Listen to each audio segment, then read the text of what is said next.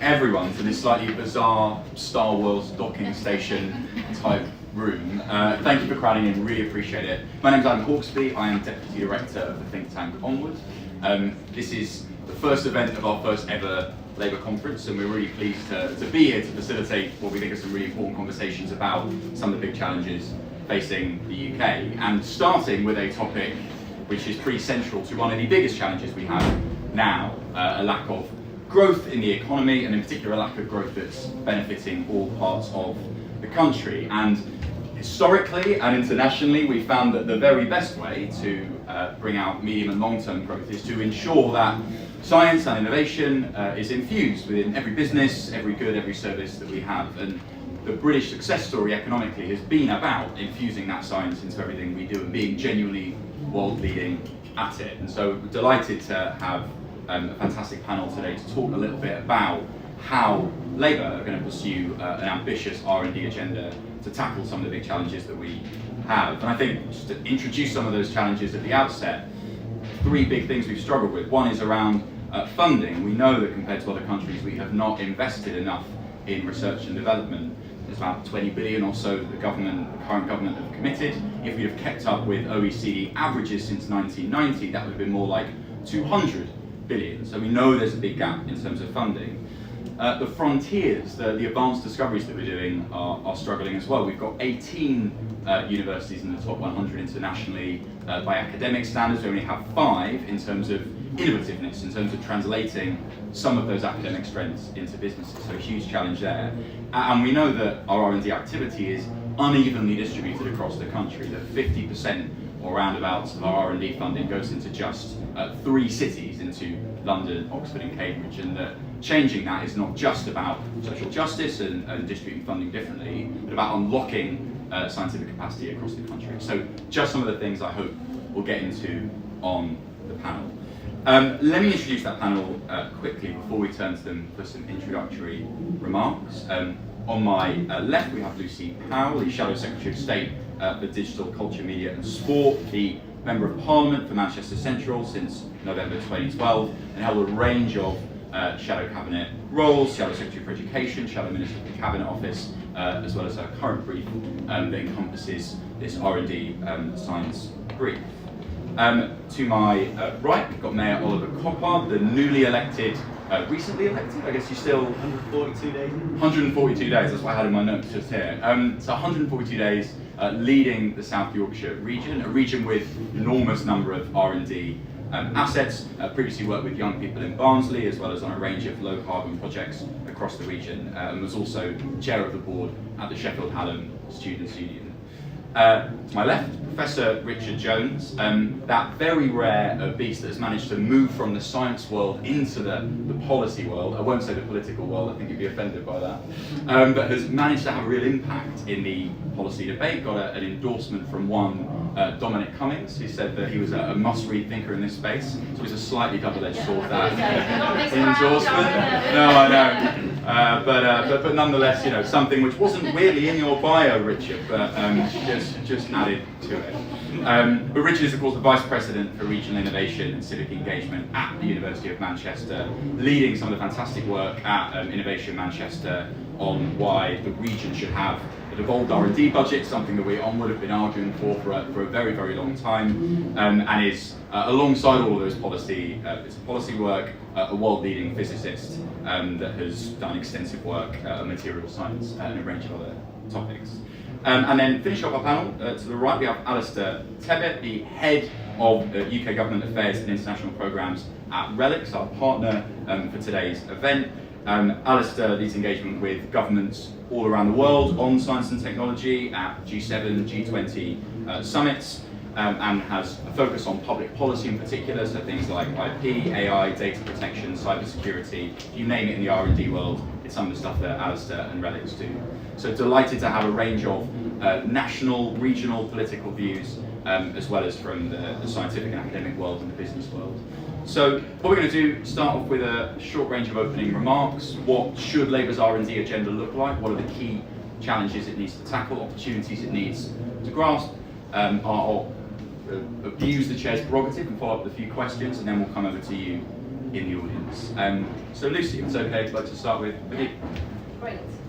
Let's move this over here. That's not working, is it? Is that working? Oh. Yeah. Right. Well, I won't stand up there because you might be able to hear me, but I don't know if you're listening. But thank you very much for inviting me, and great to be here. I think Onward are a fantastic think tank. Really great to see you at Labour conference, and hope to see you here more. And I couldn't sort of pass this one by, because as a Mancunian and the MP for Manchester Central, obviously the whole kind of levelling up agenda and how we distribute our funds more fairly, and how we use the best of our talents around the UK and seize those opportunities is something that I'm obviously incredibly passionate about. Glad to see we've got a double header of Mancunians on. I'm not sure if you're Mancunian. You're an adopted Mancunian anyway, which is fair enough. And I think it's an important sort of moment that we're having this conversation, really, because I think the events of recent weeks, for me, feels very much like levelling up is now dead.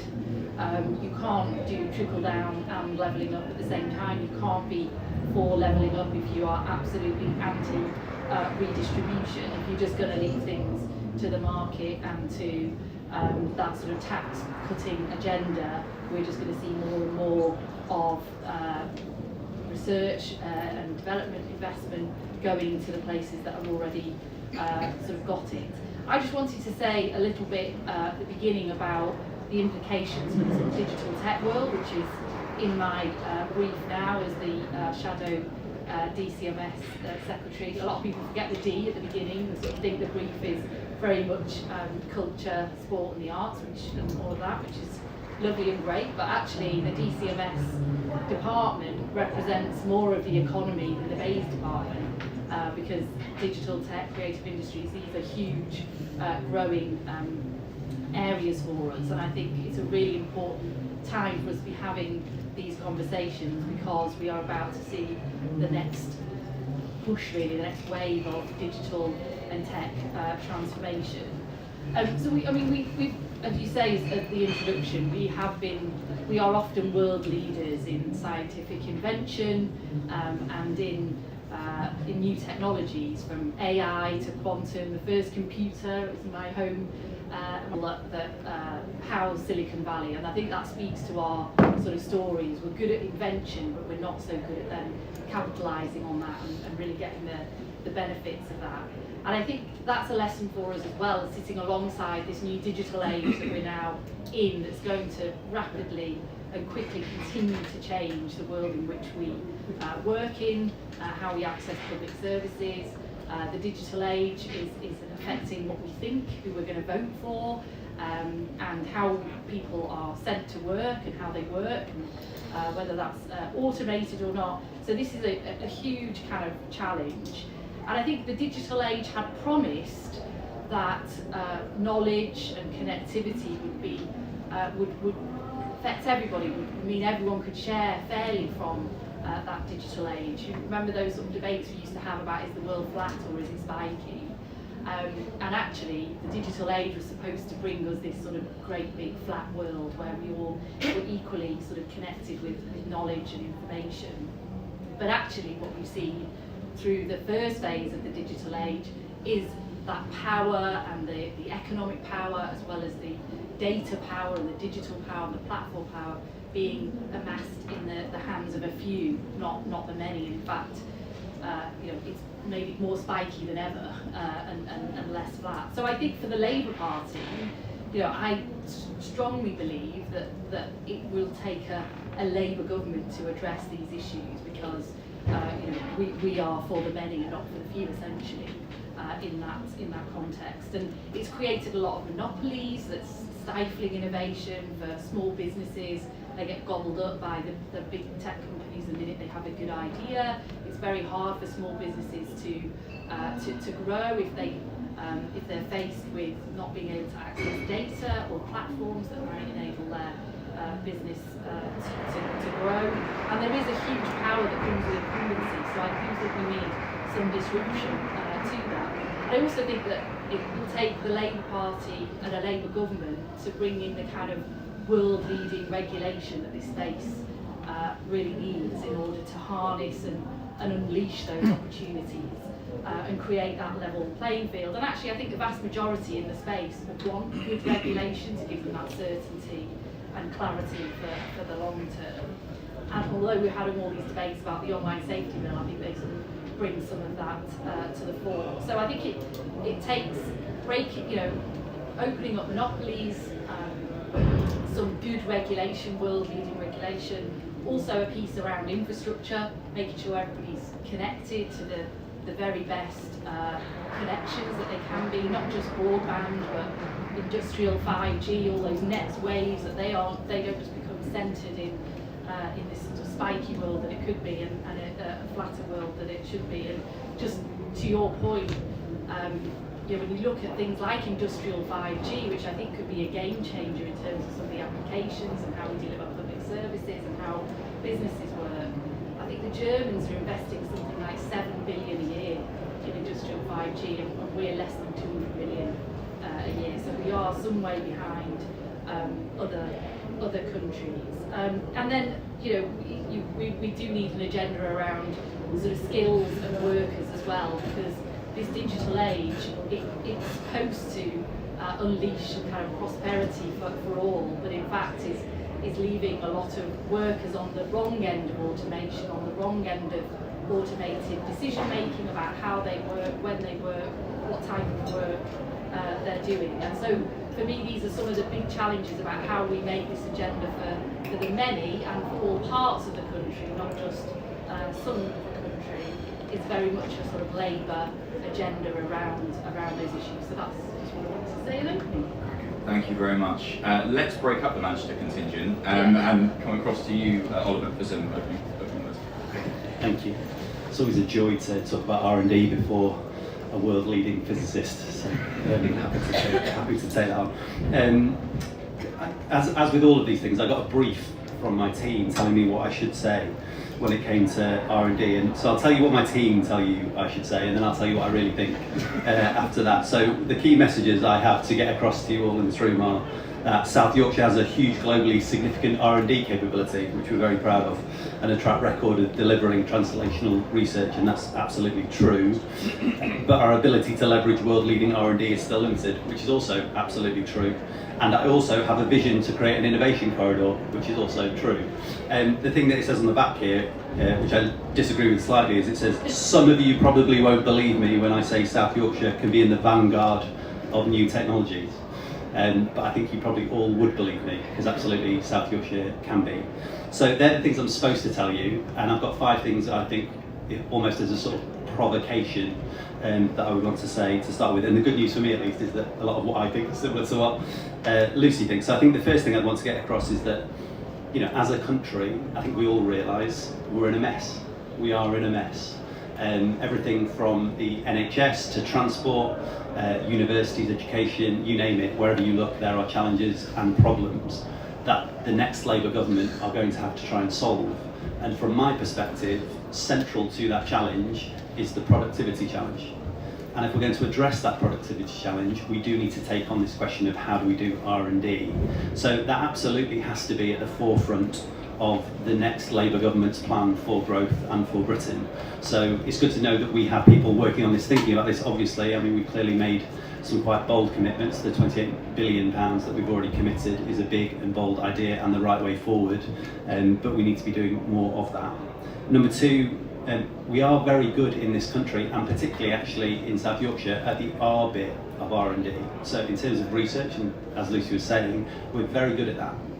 Our universities churn out any number of great ideas time after time, and yet what we're not so good at in this country is the D bit. We're not very good at developing those ideas and turning those ideas into world-leading companies and wealth creation, and we need to get better at that if we're going to have any hope of creating that economy that is fit for the future. And I'm sorry, but that does have to include a conversation then about finance. How do we finance those ideas? How do we match up the money in this world with the ideas that we have in this country? And I'm not sure in the Labour Party that's a conversation that we've quite got right yet. Thirdly, it's vital that we look at this in a holistic way. We're never going to get R&D right for these problems, so thinking about this in a holistic way. Number 4, we also need to talk about our values, because one of the challenges that I face as a mayor, as a Labour mayor in a region of 1.4 million people, and I know that Andy Burnham and others face elsewhere in the country, is how we get away from replicating that agglomeration economics model that has sucked so much down into the southeast in this country and left the rest of us to fight for the scraps. And if we're not careful, an R&D project, an innovation strategy, a growth strategy will lead to a similar challenge in our regions, and we need to get away from that idea. So this has to be about a partnership between national and regional government. It absolutely has to be, and one that we can have in a grown-up way that doesn't just displace activity but brings in added activity into our regions and then places it and locates it in the right way too. The challenge, I think, for national government in particular in some of this is for legislation and strategy to keep up with innovation. Because at the moment, I'm not sure how we do that. You look at, for instance, we talk about digitisation, for instance, on the high street. Our high streets are currently, certainly in places like South Yorkshire, to a large extent have been destroyed by the lack of a proper approach to innovating when it comes to things like sales taxes, etc. So that's a big challenge for us all. And then, last but not least, we just need to think about this in a global way. So absolutely thinking about this not just in terms of the regions or cities and towns across this country, but we in South Yorkshire are competing with other parts of this world. We are competing with Toulouse, Lille, you name it. We are competing with other parts of the world, and how do we approach that as a Labour government, as a country, so that we are supporting our economies in places like South Yorkshire to compete globally. So they'd be my initial thoughts. Brilliant. Thank you very much, Oliver. I was looking for your team there, see if they're tearing their hair out something. Richard, let's come across to you. Great, well thank you. It's a pleasure to be here to talk about this really important subject. And I think it's interesting, politics focusing on economic growth is really important. The fact is, we have had, we're now getting into our second decade of lost growth. And I just need to remind you, economic growth comes from a combination of how many hours you work and what your productivity is. That's what productivity is. And the fact is, productivity is completely stagnated since the global financial crisis. If that pre-crisis trend in productivity had continued, we'd be 23% better off. And that's, productivity sounds very abstract, but it's that number that directly translates into the fact that wages are stagnant and that, it's difficult to finance public services to the extent that we want with the amount of income that goes to the government. So productivity is really important. It's also really regionally unbalanced. And it's a really strange feature of the UK economy that our big cities are not drivers of the economy. Greater Manchester, a great city that I've moved to relatively recently, it's still actually less than average in terms of its productivity compared to the UK average. Sheffield, where I moved from, was somewhat lower down, but that's just not how it should be. In most European countries, the second tier cities are the places that drive the economy, and that's what is not happening here. So how do you increase productivity? Productivity is just simply about companies making products and services that the people that have higher value, that people will pay more money for. And so you do this by innovation, and a very big part of innovation is research and development, private sector research and development. So it's about, what's going on in companies. Are companies devoting resources to creating new products, new services that they can sell for more money? But the private sector R&D has to be underpinned by public R&D. Economists know that a company can't capture all the value of its own R&D, so it's well known, even free market economists realise that you have to, the state has to support R&D. And that provides skilled people, it provides the new knowledge to exploit, the work that comes out of our universities. So, what's wrong with our R&D effort at the moment? And here points have been made by others, but I just want to summarise them. I think there are three things that are wrong with the UK's approach to R&D. It's got lots of great things, our universities are world class, but the three things that are wrong with it is, first of all, there's just not enough of it. We spend 1.7% of our GDP on R&D. OECD average is closer to 2.5. Countries, more economically successful countries, have even higher proportions than that. And much of that has to come from the private sector. Roughly speaking, we expect about twice as much R&D from the private sector as from the public. Every pound you put in from the public sector should produce £2 from the private sector, and that produces products and services that grow the economy. The second thing is that it's too concentrated, as Adam has said. Pretty much half of our state R&D spending happens in London, Oxford and Cambridge. And what's interesting actually is that the private sector spend on R&D is actually more equally spread across the country. So this is a case of the government not even following the market signals that the industry is putting out. So we need to grow the innovation economies of other parts of the country, of Greater Manchester, of South Yorkshire, of our big cities. That's Oliver will know, I was in Sheffield for 20 years before I moved to Greater Manchester, and what happened around the Advanced Manufacturing Research Centre, I think, was a really great case study about how you can combine translational research, skills, attract inward investment. That's a very concrete recipe for improving the innovation economy of a city.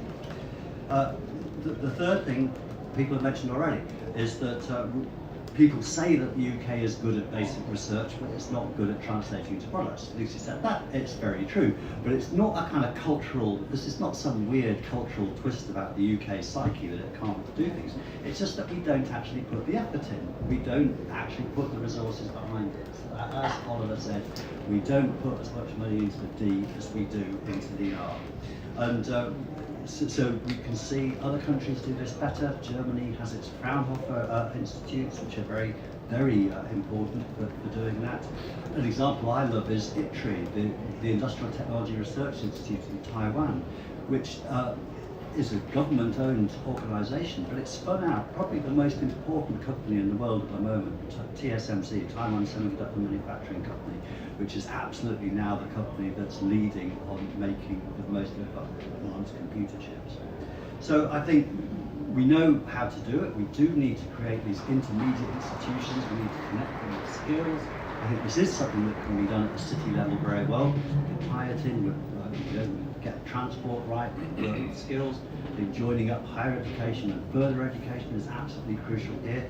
And I'm absolutely delighted by what's happening in Greater Manchester. Innovation Greater Manchester, working with GMCA, I think is absolutely demonstrating that joined up agenda can take place. Finally, what should we do with it? I'm going to talk about industrial strategy. It's clear that our government currently, well, it says it doesn't believe in industrial strategy, but of course, pretty much everybody does do some kind of industrial strategy. At the moment, we judge by what measures have been taken. The current government seems it's in favour of financial services, it's in favour of oil and gas, essentially. Those are the signals that we've got. I just point out those are the technologies or those are the sectors that drove the economy in the 90s. It's a very backward-looking agenda in my view. I think what we need to do, net zero is a wrenching economic change. It's going to take a huge amount of R&D and development to get the cost of getting to net zero down, and then to reap the benefits of that industrial change. Healthcare is really important, continuing on health and social care.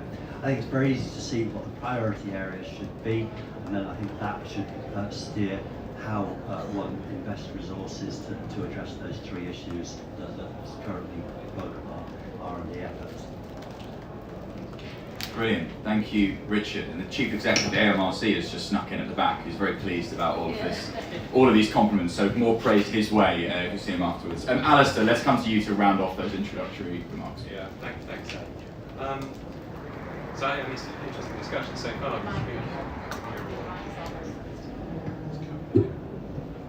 As I say, really interesting discussion so far, focused on.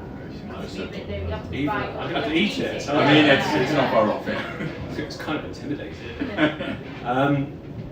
So yeah, interesting discussion so far. But yeah, really that focus on the D part of R&D, very pertinent, and this whole question of how you can increase private sector funding in R&D overall. Obviously, we're coming from a sort of private sector perspective. Maybe just say something a little bit about RELX and how it sort of fits in, because I think it will give context to the other things I'm going to say. So RELX is a UK-based global company, focused on data analytics, digital information, 6,000 staff in the UK, Cardiff, Leeds, Nottingham, London, Oxford, spread around the country. Our focus is basically using data analytics to drive increasing productivity and efficiency. So some of the things which Richard was discussing earlier. So we're doing a lot of work with governments around the world, helping them use analytics, for example, to reduce fraud, working with health systems around the world, try and use data more smartly to improve clinical decision making, support clinical decision making, but essentially supporting lots and lots of different sectors. So kind of doing the sort of things that you would want a company, to be doing things with digital technologies. And of course, we invest a lot in innovation. We spend about £1.5 billion a year on R&D, as I say, mostly focused on the D, and we've got about globally 10,000 technologists spread across the world. So how do we look at this topic? I think we look at it from a very sort of strategic perspective as a UK-based but global company, thinking about where you want to invest in innovation. And I'm really thinking about the different jurisdictions where actually we could invest. So thinking about UK, where we've got a footprint, but also looking at the US, looking at Europe, and how these different jurisdictions compare, what they offer, and where the UK has particular strengths and where it perhaps has weaknesses. And actually, a lot of this is actually it's not as complicated as it seems to be. It's almost like a kind of holy trinity of three key sort of factors that we look at when we're thinking about where we're going to invest in innovation activity. Workforce, so how wide and deep the workforce is. And by wide I mean quantity, by deep I mean the capabilities and skills of the workforce in a particular jurisdiction. Then we look at cost. It's absolutely critical, and by cost I mean all costs, from employment costs through taxes, right through of the various kinds, all the way through to corporation taxes. And then lastly we look at the legislative environment. We're a digital technology company, so when we look at a jurisdiction, we're thinking about how competitive is that jurisdiction, or what kind of balance does it get between different societal interests on things like data protection, protecting people's privacy, how you regulate emerging technologies, particularly things like artificial intelligence that Lucy mentioned, and then intellectual property rights. And a kind of knowledge economy that we as a company operating in, that is a fundamentally important area. Respect for IP is a huge driver for all sorts of activity that we get engaged in. So that's what we look at. And then I suppose the question is, how does the UK sort of stack up on that? And the thing we're super conscious of, yes, the UK has an amazingly effective research base, punches way above its weight, and has done for a long, long time. But when you look at things like workforce, there is a challenge there, and some of it's around skills, but actually it's also about scale. Because when you're a global company, you're thinking about where you invest. You're also looking for those big pools of available, skill-capable people. And there is a slight elephant in the room here, and it is Brexit.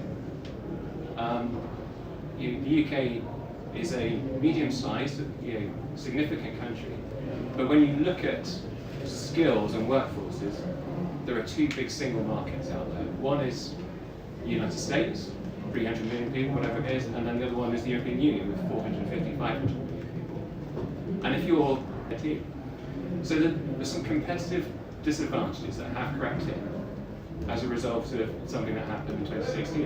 You can't sort of dodge that. I think the question is what you do about it, which kind of brings me to the other key areas. So, costs. Because when you create a technology hub, say you think, right, we're going to put 500 people into a technology hub in a particular country, the intention of doing that is to create something that is profit generating. Now, international tax rules require you to recognise the value that 500 people hub will create, and therefore attribute profits to that. So the corporation tax is a key driver. In fact, I only really began to understand this properly when I started talking to our global tax team, because what they look at is the total costs and how corporation taxes drive total costs. Now, UK, compared to the US, compared to most member state countries, is broadly speaking relatively competitive. Now, obviously, there's always going to be a choice around what happens to things like corporation taxes. New government committed to keep the main rate at 19. Now, if If a new government came in and took the rates higher for whatever reason, we can understand why they might do that, then I think it requires all sorts of questions around what you can do to continue to maintain your competitiveness with things like incentives. And actually it's very interesting, you look at what the Dutch do, they've got a roughly sort of comparable corporation tax rate, but they've got something incredibly effective called the innovation box, which actually rewards innovation through an upfront conversation with the companies concerned. So you've got things like R&D tax credits in the UK. R&D tax credits for a digital technology company are not much of an incentive. You never really know whether you're going to get them or not, because you have to claim them after the event. So how can you as a tax authority, as the government, make sure you get good value for the incentives that you create? Well, it's well worth looking at what the Dutch do, because what they do is they engage with companies, they discuss projects. So if you're going to put in, say, that tech hub of 500 people, they want to understand what that hub will do, whether it will be truly innovative, and then they will put the incentive behind it. So from a company perspective, you get certainty about whether you're going to get the incentive or not. And then the government gets certainty about whether the activity that they're going to be incentivizing is actually going to be innovative, as opposed to a deadweight cost like funding things which frankly aren't innovative, but which somehow manage to capture the tax incentives. And then last but not least, I think, the legislative framework is really important. Digital technology space, 3 top things: data protection, AI, IP. All of those things need to be working in harmony. And I think the UK is in a pretty good place, but it could be in a better place. And I think because of some of those structural disadvantages that have crept in because of political outcomes 5-6 years ago, any new government, whether it be a new Labour government or the Conservative government we've got continuing, needs to look at those areas. Brilliant. Thank you, Alistair. So a range of views there to kick off the session. I'm going to abuse the chair, ask a question of each of the politicians, and then come to you. And so Lucy, to you first. It's day one of a Labour government, and you're looking to signal, in some of the areas you talked about, the direction of travel. What's the one big symbolic Labour policy on science and R&D that signals what a government under Labour would look like? Well, I think one big thing is it's not going to be a case of that. I think you need a whole range, a suite of things as we've discussed around everything from sort of tax credits to regulation to co-financing and all of those sort of different issues. But I think, as Keir often says, it's about what a government can do is be really clear on the mission, like what is it we're aiming to do. And I think aiming to be a country where you're rewarded for innovation, where you're rewarded for new ideas, you're rewarded for setting up a business, but you can also be sure that the country is investing in the skills, the infrastructure, the institutions, as others said, in order for that to flourish. So I think it's about setting that mission to encourage the sort of partnership that you want to see. And I think critically for us as well, parts of the country to be able to do that for themselves and develop their own needs and models and what they need to do that, and connecting people as well. Thank you, Lucy. Yeah, so it's not one thing. I think there's no silver bullets here. Huge amount of money for South Yorkshire, I thought. Well, I mean, so same question to you, Oliver. I mean, it's day one Labour government, call from number 10. We want to do one big thing for South Yorkshire's industrial economy or South Yorkshire's science base. What's the thing you're asking for? What's the most important thing for your region? Okay, I'm looking forward to that day. It will be great. I think, look, we do have a plan for growth in South Yorkshire, and that plan for growth is largely focused actually around our innovation potential, because we do have world-leading facilities in our region. I mean, at the risk of sort of reeling them off, we have the only manufacturing facility of Boeing outside of the US. We have the world's largest hydrogen producer. We have cutting-edge technology happening on the Advanced Manufacturing Research Centre every single day of the week. And actually, boosting that is actually where I would like to see the sort of money go and the focus and the attention go. It creates challenges for us, absolutely. There are challenges around land, around transport, around housing and all the rest of it that come with that level of investment and that level of growth, and we're encountering some of those challenges now. But I would certainly like to be in a position where we can focus our attention as a region on growing that innovation corridor, stretching right from, for those of you that know it, right from Attercliff, what we call the AMID, where the Advanced Wellbeing Research Centre is, right through to Doncaster and Gateway East, and the iPort, and that's a sort of 25-mile stretch that includes world-leading companies where that research is happening. So investing there, getting the environment right legislatively in terms of workforce development, in terms of land use, and working in partnership with, and I think that's the most important part of this, working in partnership with a national government who are going to do this in a way which is progressive, which understands the challenges that we face and cares about the people who live there, is what I would love to be able to do on day one. Perfect. If it's And I'm sure as a Mancunian and from South Yorkshire, one thing we can completely agree on is that the connectivity across the north, both virtual but physically as well, is such an inhibitor to that sort of growth. What is it, 32 miles between the two? I mean, it's shorter than the Central Line, but it is the worst journey you could ever try and embark on, isn't it? And I'm business to say to me, they want to be able to access the skills of people in South Yorkshire as much as people in Manchester, but you just wouldn't have that in London and the South East, what we have. Absolutely. I mean, look, the Snake Pass, for those of you that know it, is the connection between Manchester and Sheffield. I've done it 3 times in the last 3 days. It's about to close for 4 weeks on Monday. So the one single track road between 2 big cities in the north, right? And it's about to be closed down. And yet the train line, the train connections between Sheffield and Manchester takes 54 minutes. It's the same amount of time it took 50 years ago. Let's start with innovation on our transport system, right? My dad's from Sheffield, so we've done that. I've done that journey all my life, and it's worse now than it was when I was a kid. We're going to get into a very detailed conversation about Snake Pass. It wouldn't happen in London. Well, I was at university in Sheffield. I remember some very hairy journeys across Snake Pass after nights out in Manchester. Maybe scaly journeys. That's it. There we go. So let's have some questions for the audience. If it's all right, Alistair, which I'll come to you as part of the question. So we'll take a couple at a time, and we'll go for the one just there at the front right, and then I will take one just there at the back. So. I'm just interested to get what favours distinctive agenda on this, because we cut taxes, we had fees involved, we reduced that R&D tax credits go up massively. We were in the European Union, Alistair, and we didn't see productivity increase, we didn't see skills particularly increase either. So we've been in that single market now, we're out of the single market.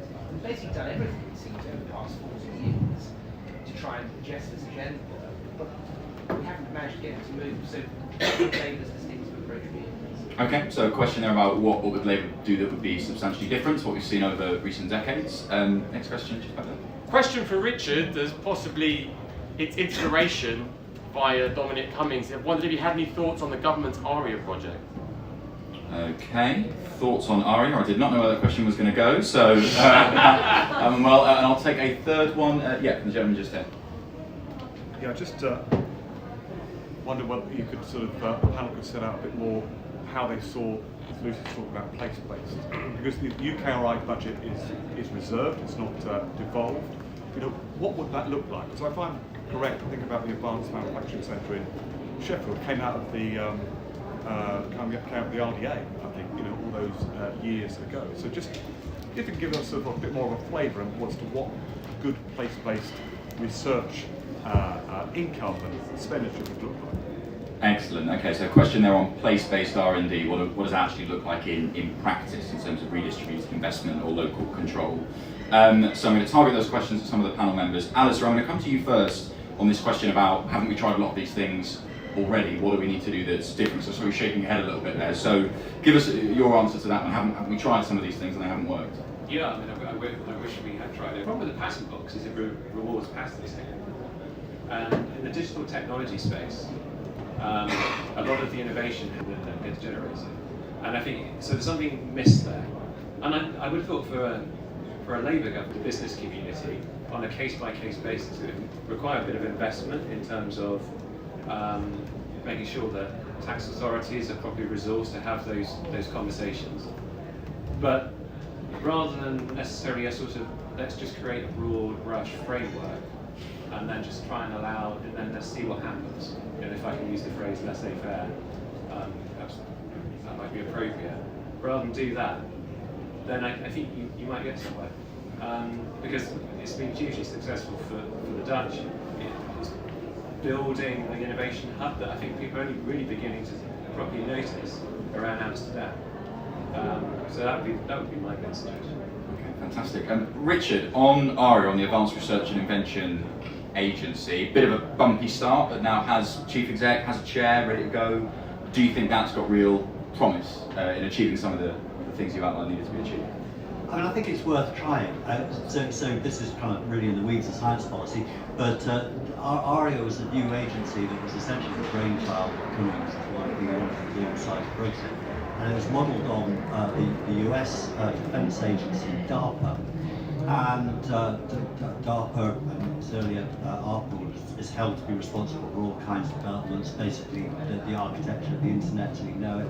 Lots about GPS, stealth aircraft on the military side. So the aim was to get an agency that would have that kind of freedom of action. I think, as I say, I think it's worth trying. I don't think it's a stupid idea. It won't change things totally because it's on quite a small scale. It's going to be spending a few $100 million out of the total government budget of 20 billion. So I think it's worth trying.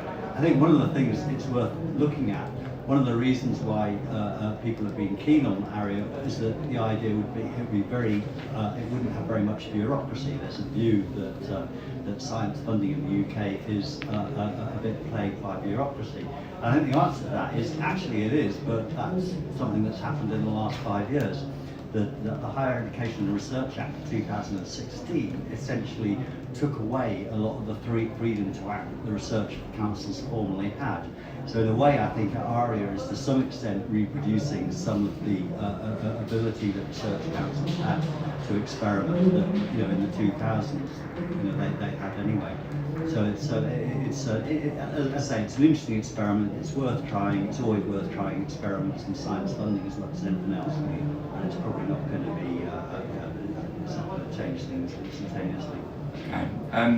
Lucy, to you, these two questions. So one, what's distinct about the Labour agenda? So something a Labour government would do in this space that a Conservative government might not. And then this question on place-based R&D. So what does that actually look like? And I'll be particularly interested in your thoughts on that too. Lucy. Yeah, I mean, I don't think we've tried all of this before, and certainly not in a concerted way. I mean, productivity is clearly the barrier to a lot of our economic growth, and that encompasses a whole kind of range of things, which go from levelling up to start off with, because as we've been hearing, you can't just keep pumping sort of London and the South East when you haven't got the productivity gains elsewhere. It works for London as well as other parts of the country, because London is overheating and you can't, is struggling to supply skilled workforce because it's so expensive to live there, etc. So I think it works for the whole. Levelling up is not just a sort of redistribution agenda, it's a productivity agenda as well. So I think that needs to be done in a very sort of clear way. Part of that is around how we diffuse sort of technologies, how every business, every school, every worker is able to maximise their sort of digital skills, their technological know-how. So our sort of skills agenda, I think, we've fallen way behind on that, and I think that answers some of the points about sort of place-based as well. Fair taxation, which I think we touched on, so rewarding the right kind of behaviour. So that's why we've got the plans we've got around business rates, for example, because if you've got if you're doing a lot of R&D work in, say, aerospace, for example, and you're investing in your plant to diffuse those new technologies, you're going to end up paying more business rates for it. The taxation system in this country doesn't reward the right kind of activity. It disincentivises what we want people to do. Even with things like the super tax deduction, it's just a sort of very short-term thing. So I think we've got to look at those things. And the R&D sort of ratios, they're not competitive. They're not globally competitive either. So again, sort of large businesses aren't there. And then some of the stuff that Angela's announced today on procurement, for example. So I think you've got to have a government-wide kind of mission that is working to all those ends across a lot of things. And I think we've not had that long-term kind of mission and vision about some of those things, which I think sort of picks up some of what you're asking about and place-based as well. More on that to come with the Gordon Brown Commission. Prior to entering Parliament, I worked for Nesta, and we partnered with the R&D to begin the work on Innovation Manchester and a lot of the work that's happened in Greater Manchester, things which I'm sort of very proud of. So you do need to have the resources, the powers, and the scope locally in order to be able to shape your USP for your place space, but also to ensure that is connecting up on a bigger basis as well. Thank you. So Oliver, to you, it's a question of what would be distinct about the Labour agenda, but also, I mean, countries like France, mayors have an R&D budget. Are you looking for kind of 20, 30, 40 million quid worth of R&D money to spend? Is that all? Look, can I just take issue slightly on just the comment that was made, Danny, which was about the idea that over the last 10 or 12 years we've tried everything. 40 years. Okay, I mean, look, I'm not going to say that over 40 years it has been an unalloyed success, but I absolutely would point to the last Labour government and say that under the last Labour government we had economic growth of, on average, 2.5% every year, and right now I think this government will kill for that level of economic growth. And over the last 12 years we've seen, well, a decade of austerity, we've seen Brexit, and we've seen the complete absence of a plan for recovery from COVID. So it's not a particularly huge shock. We haven't seen a huge amount of economic growth. And the strategy we saw from this government on Friday was devoid, in my view, of any real plan for those supply side reforms, absent of some culture war issues around balloting for trade unions, which frankly would make no difference whatsoever. So I think we could start there, quite honestly. In terms of like a regional plan for growth, and the gentleman mentioned the RDAs, and I think I'm not asking to hark back to the RDAs. Obviously we're in a different place now with mayors, so I'm not asking for RDAs to be recreated, but the level of funding that went into RDAs would certainly be welcome. There were billions of pounds that went into organisations such as Yorkshire Forward, and I think that was well spent in the vast majority of instances. If we do look at the AMRC as an example of how we might do some of this, and just to pick you up, just right in the margins on that, it's Rotherham, not Sheffield, because they would kill me for saying otherwise. So the AMRC was a partnership. It was a partnership between the private sector, the public sector, and the universities. And as a result of that partnership, a very clear focus emerged on the type of innovation that we wanted to happen in that space. And there was a plan for that innovation and that growth. And actually at the exclusion of other forms of manufacturing. So there have been a number of instances that I'm aware of where there have been investments that have been turned down for the AMRC because they fit with the plan for growth in that area. So to a certain extent, a bravery about creating a vision, creating a plan, not just about what sort of South Yorkshire do we want to create, but what sort of country do we want to create, and then the investment that matches that plan. And we heard earlier from Alistair that word certainty. At the moment, we're working with the government on a number of significant investments, hopefully into South Yorkshire. And in order to unlock that investment of potentially billions of pounds, we need government funding to match some of the funding that we're putting in. There is no certainty about that funding, and without that certainty, we can't invest, and equally the private sector can't invest. And it's a competition, and it shouldn't be. It should be a long-term plan, a long-term strategy, and an agreed set of principles on which we work together. And on that basis, I think we can grow the economy quite rapidly, frankly. Okay, we've got about 10 minutes left, so let's get a few more questions in. Oh, hands shooting up. Okay, question just back there, and then a question there, and then a question here. And then I'll hopefully get some more in. So, yeah, just back. Hi, thanks everyone. I've worked with the Protect Your Mathematics campaign, so first of all, I was hoping that anyone might mention the word mathematics today, which hasn't happened. Second of all, I was wondering if you might also speak a little bit about the importance of diversity and inclusion in research and development. Just looking at the panel today, there's obviously a need to improve diversity in research and development in particular. Thank you very much. So two excellent points there, one on mathematics and how we ensure that gets more of Information after. Are there any on the Oxcam arc. I'm the only girl in my very large sixth form college to be doing further maths as well as women in STEM and science and engineering, and we should have done more on that. We should be going further and faster on that. We know diversity leads to better outcomes, better decisions, better business, better productivity, and all of those sorts of things. So yeah, definitely sort of with you on that. I don't really have an answer to it other than empathy, I suppose, at this stage. Just on the sort of patents IP thing, I mean, I think, yeah, it's a balance, isn't it? And I think as different things are becoming the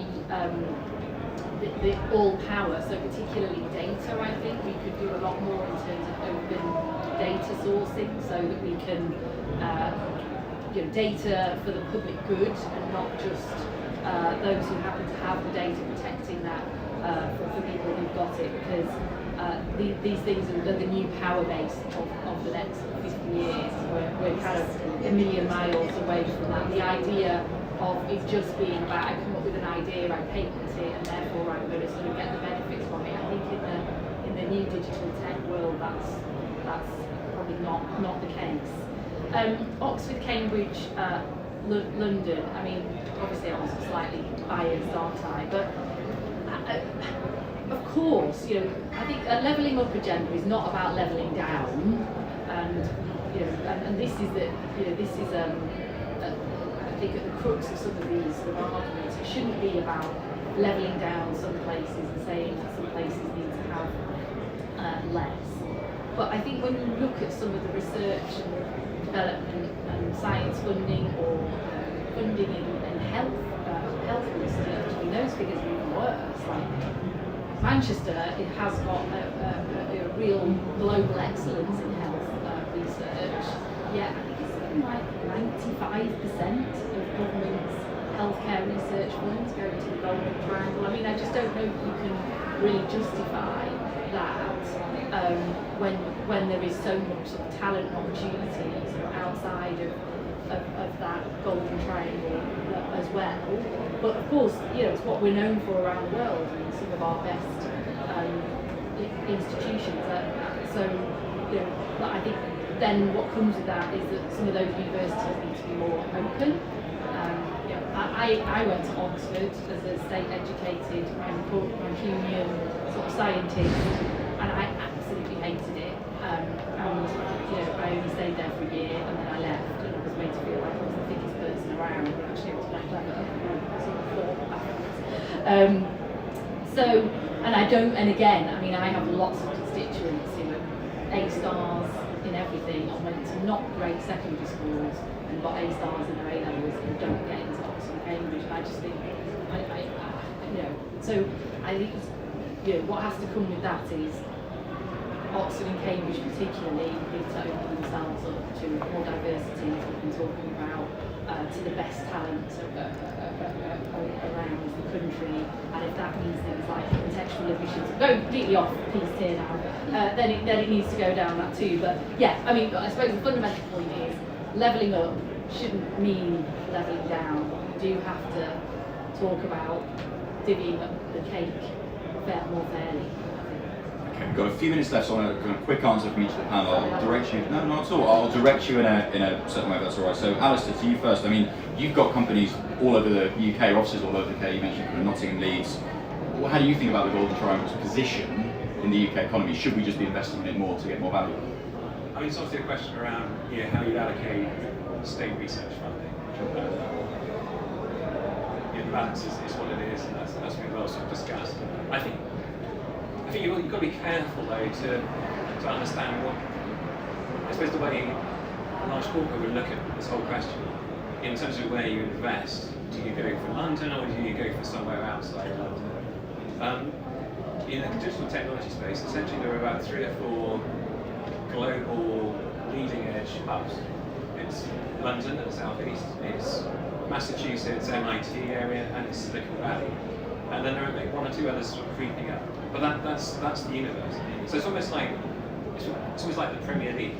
And those places that are competing with each other for capital, for investment of a certain type, particularly at that kind of leading edge data science, software engineering space. And then, so I think for cities and regions that want to have more digital technology businesses in their area coming in, they need to make sure that when they're thinking about how they compete, they understand who they're competing against. Sure. And I saw an exercise in our own company where we were thinking about building a new, like a back office technology hub, something more advanced than that. And the list of cities and regions, it was all just decisions based within Europe. No UK city or region featured in the top 10 choices. And I was like, UK government affairs for RELX, I was sort of scratching my head sort of perplexed on this. When you start to sort of drill down, the reasons started to emerge. And I think there's like huge proactivity in places like Warsaw, Bucharest, Lisbon, places I have not really associated as them actually attracting digital technology investment to capture that from global companies. Thinking that, okay, we can't get the next sort of big Google investment, but we can get things that will create anchor investments with 100, 200, 300 people from good companies, and then we can build an ecosystem around it.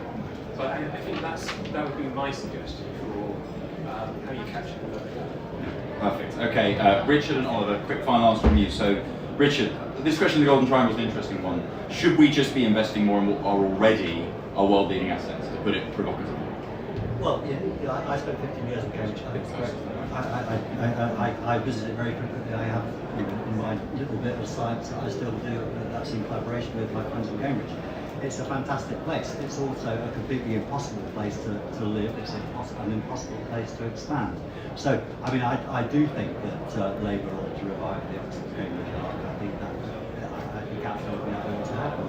But I think the UK is a big enough country to have more than one centre. I think there's a lot to learn.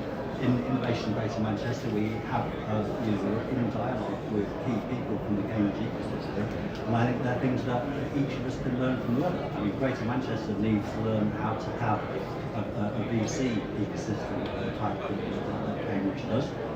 Cambridge, frankly, needs to learn how to have a local authority that's actually vaguely interested in economic growth. So I think this is an interaction that can go both ways. You can get away with saying that, not an elected Labour politician. Oliver, final word to you.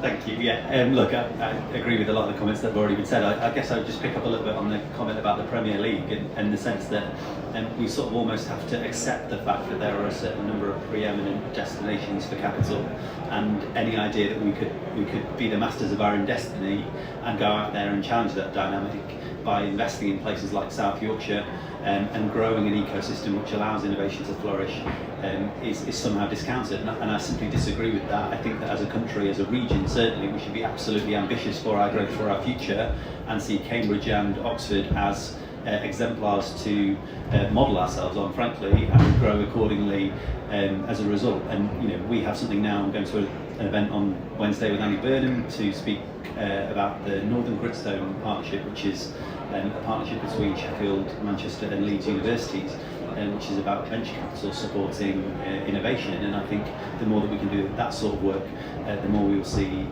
innovation flourish in places like South Yorkshire. But I don't think we should simply accept the model that we currently have of the South East dominating and everybody else fighting the crumbs off that table. I simply don't accept that as a mayor in South Yorkshire. Brilliant. Thank you, Oliver. Well, look, we'll end it there because we're at time. Thank you so much for coming along. Onward will continue to do work in this space, so we are publishing papers under our Science Superpower banner. Please look out for that. But for now, please thank our panel, Lucy, Richard, Oliver.